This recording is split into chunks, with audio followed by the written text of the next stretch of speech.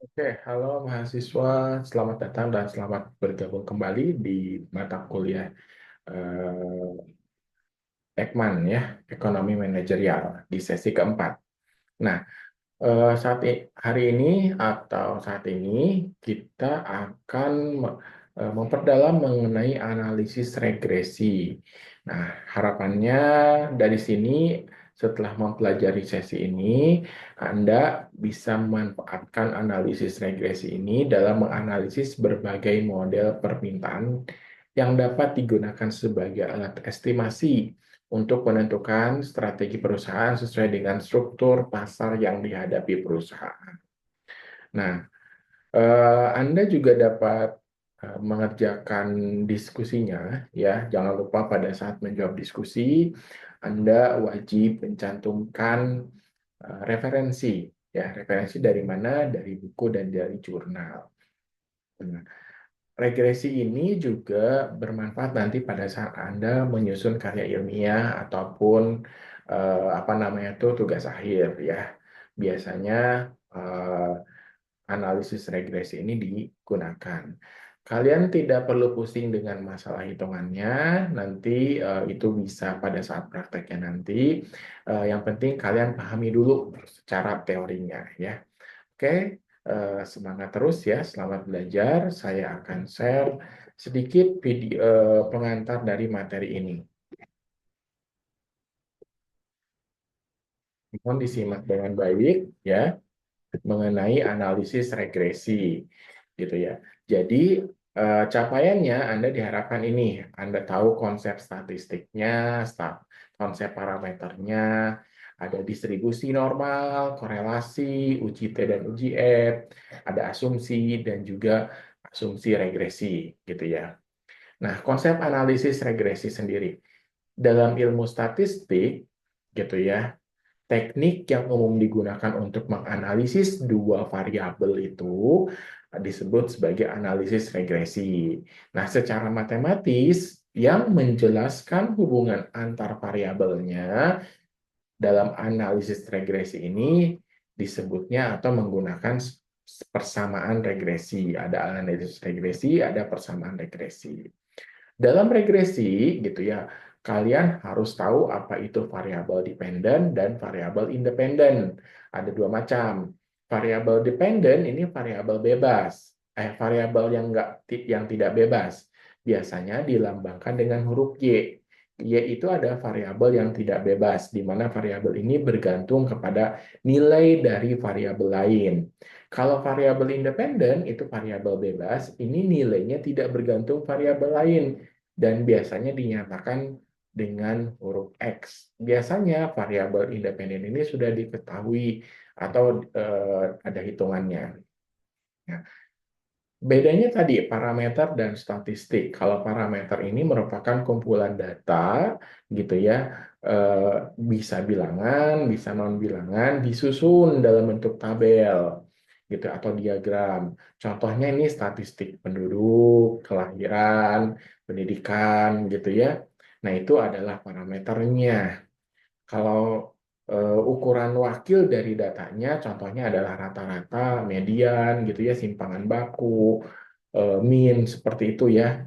Jadi itu disebutnya itu parameter. Kalau statistik ini hampir sama sih dengan statistik, perbedaannya terletak pada sumber yang digunakannya. Statistik menggunakan sumber data dari sampel. Jadi kalau misalkan Anda mengambil dari populasi nih sampelnya, gitu ya. Nah, itu disebut sebagai data statistik. Parameternya menggunakan sumber data yang dari populasi. Statistik ini digunakan untuk mengestimasi nilai dari parameter populasi itu sendiri. Gitu ya. Prinsip dasar analisis regresi ini membangun suatu persamaan bahwa antar variabel dependen dengan variabel independennya mempunyai hubungan sebab akibat. Ya, jadi ada causal relationship di situ, didasarkan teori hasil penelitian sebelumnya ataupun didasarkan penjelasan yang logis. Ya, ada hubungan sebab akibat. Yang harus Anda ketahui mengenai koefisien dalam korelasi. Ini teknik statistik digunakan untuk mengukur keeratan hubungan korelasi. Jadi ada koefisiennya, ya. Jadi hubungan antar dua variabel ini ada koefisiennya. Nah, ukuran yang menyatakan keeratan itu disebut koefisien korelasi, di mana nilainya biasanya antara -1 sampai dengan 1. Nah, ini untuk melihat hubungan nih dua variabel tadi, X dan Y, menampilkan informasi dalam bentuk diagram pencar ya.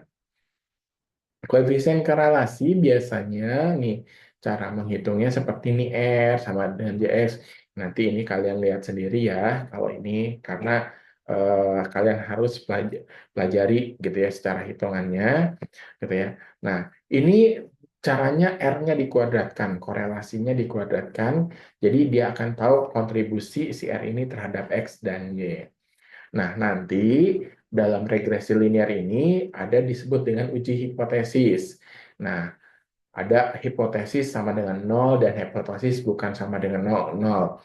Nah, ini uji statistiknya gitu ya. T-nya dari T itu adalah uji statistik gitu ya. Sama dengan ini R-nya korelasinya gitu ya seperti apa. Terus nanti daerah kritis tolak H0 gitu ya. Jadi T-nya, T itu apa? Tadi hasil dari uji statistik, di mana hasil uji statistiknya lebih besar dari ini hitungannya ya.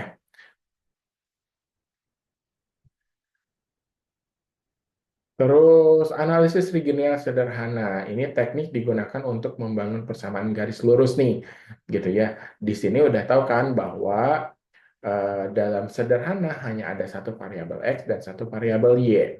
Di mana variabel X tadi adalah variabel bebas, variabel Y itu adalah variabel tidak bebas. Nanti dalam digunakannya untuk mencari gitu ya garis linear ini terkait data. Nanti akan ada errornya, data aktualnya seperti apa. Nah, termasuk prinsip dari di sini garis yang punya kuadran deviasinya seperti apa. Nanti kalian baca. Nah, kalian pasti sering lihat nih persamaan ini Y sama dengan A tambah BX. Nah, ini di mana ini adalah persamaan regresinya. Y sudah tahu tadi ya, Y-nya sama dengan A itu apa? A itu titik potongnya nanti. Gitu, titik potongnya gitu. Dari Y itu sendiri, di mana nilai ini adalah nilai perkiraan apabila X-nya itu 0. Kalau B ini adalah kemiringan garisnya, perubahan rata-ratanya dari setiap unit perubahan, misalkan dari unit 5 ke unit 10 gitu ya, ini adalah perubahan B-nya di situ. Sehingga nanti seperti ini ya nilainya. Jadi dalam uji hipotesis, koefisien regresi nanti menentukan H0-nya dan H1-nya. H0-nya itu misalkan diterima, H1-nya itu tidak sama 0. Statistik ujinya menggunakan tabel ANOVA. Nanti akan dihitung juga daerah kritis, H0 ditolak atau diterimanya, serta kesimpulannya. Nah, kalau tabel ANOVA seperti ini. Gitu ya kuadratnya. Nanti kalian bisa baca kuadrat totalnya. Nah, nah, untuk materi regresi linear ini harus Anda apa namanya praktekkan biasanya gitu ya. Dan biasanya dipraktekkan nanti pada saat Anda membuat karya ilmiah. Minimalnya Anda tahu dulu bahwa oh, kemungkinan saya akan menggunakan regresi linear seperti itu. Oke, oke, itu saja untuk hari ini, sesi kali ini, gitu ya. Nanti pelajari juga teori-teorinya. Oke, jangan lupa untuk mengerjakan diskusinya. Sampai jumpa di sesi berikutnya.